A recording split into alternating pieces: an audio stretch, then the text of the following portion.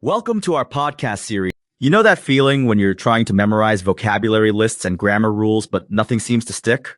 Well, what if I told you there's a way to learn English that's as natural as remembering your favorite childhood story?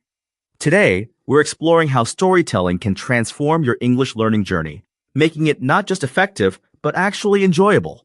Absolutely. And you know what's fascinating? Recent research shows that our brains are literally wired for stories.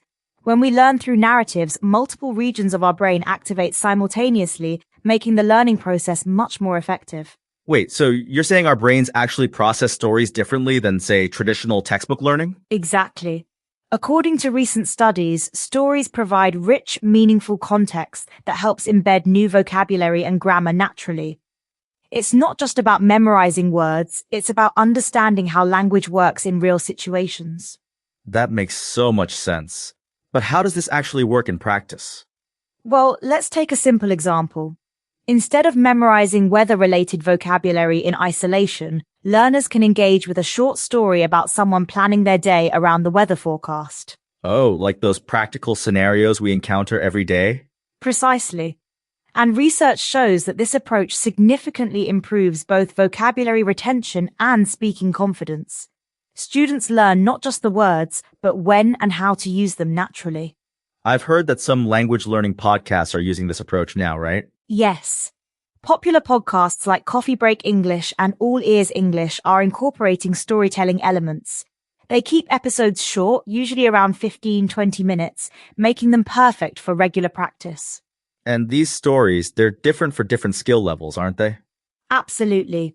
For beginners, we use simple, repetitive stories with clear visuals. Think The Very Hungry Caterpillar. As learners advance, we can introduce more complex plots and richer vocabulary. That progression must really help build confidence.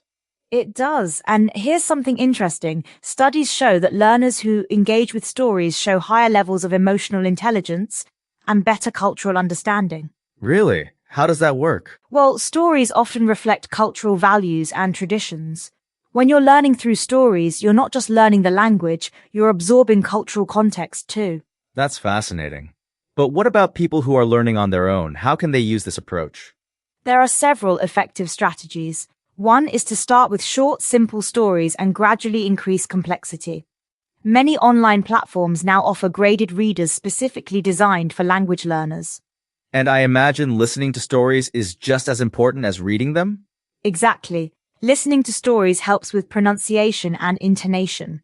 Many English learning podcasts now speak at a slightly slower speed and clearly enunciate each syllable.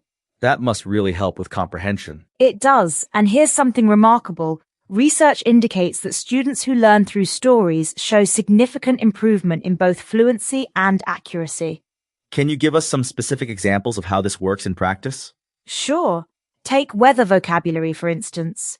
Instead of memorizing words like cloudy or rainfall, learners engage with a story about planning a picnic and checking the forecast.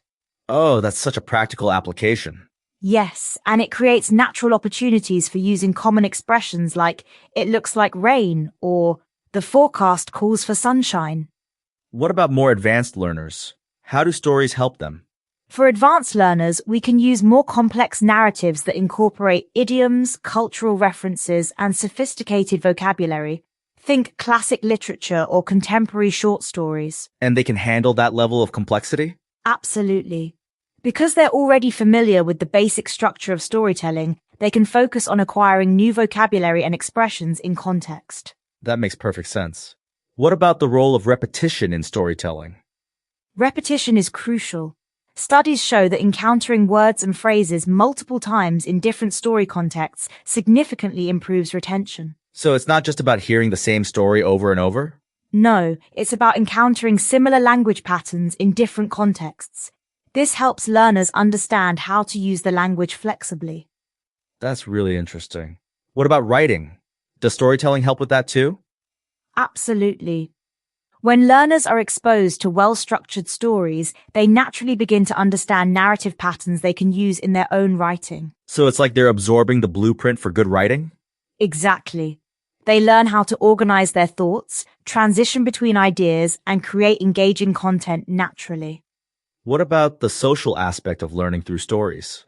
That's a great point. Stories create natural opportunities for discussion and interaction. Learners can share their interpretations, predict what happens next, or relate stories to their own experiences. It sounds like it makes the whole learning process more engaging.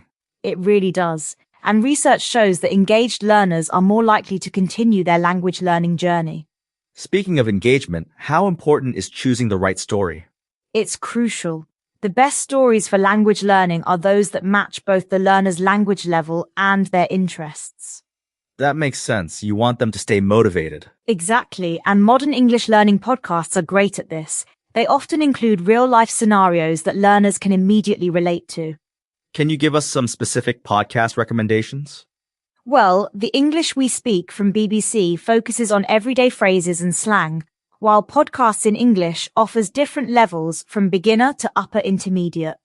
And these are all designed specifically for language learners? Yes, they use techniques like speaking at a slightly slower speed and clearly enunciating each syllable to help learners follow along. What about visual aids? How do they fit into story-based learning? Visual aids are incredibly helpful, especially for beginners. They provide additional context and help learners connect words with meanings more effectively. That must be particularly useful for concrete vocabulary. Absolutely. And many modern learning platforms combine audio storytelling with visual elements for maximum impact. How about cultural understanding? Does storytelling help with that? Tremendously. Stories naturally incorporate cultural elements, helping learners understand not just the language, but the context in which it's used. That's really valuable for real-world communication. Indeed, and research shows that this cultural understanding leads to more confident and appropriate language use. What final advice would you give to someone wanting to try this approach? Start with simple stories at your level, listen actively, and don't be afraid to repeat stories multiple times. Each repetition brings new insights and understanding. That sounds very doable. And remember, the goal isn't perfect understanding from the start. It's about gradual improvement through engaging with meaningful content. Well, this has been incredibly insightful. Any final thoughts? Yes, stories are not just a tool for learning English, they're a bridge to understanding both the language and the cultures that use it. They make learning natural, enjoyable, and effective. Thank you for sharing all this valuable information. And to our listeners, remember, your next English lesson might be just a story away.